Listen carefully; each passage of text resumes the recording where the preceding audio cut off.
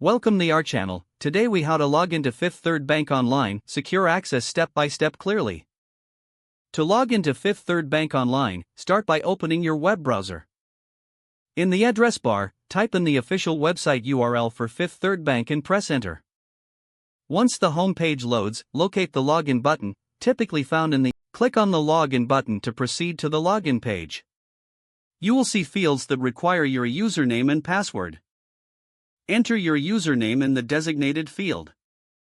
Next, type your password into the password field. If you want the website to remember your username for future visits, select the option to save it. After entering your credentials, double-check for any typos. Once you're certain they are correct, click on the Login button. If you have forgotten your username or password, click on the Forgot Username or Password link.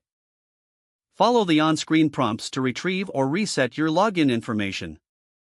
Upon successful login, you will be redirected to your account dashboard. Here, you can manage your accounts, make payments, and access various banking services. To enhance your account security, consider enabling two-factor authentication. If you encounter any issues during the login process, contact Fifth Third Bank's customer support for assistance. If the page does not load, refresh the browser or try again in a private or incognito window. Make sure you are using the correct email address, then retype it carefully to avoid small typos. If your password is not accepted, use the reset option and create a new strong password you can remember. Check your spam folder for verification or security emails, then complete any requested confirmation steps. Enable two-factor authentication if available to improve account security and reduce unauthorized access risk. After signing in, review your profile details so your contact information and settings are accurate and current. If you see an error message, note it down and try again after restarting your device and internet connection.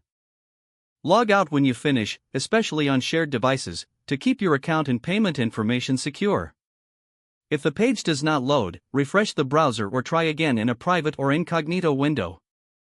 Make sure you are using the correct email address, then retype it carefully to avoid small typos.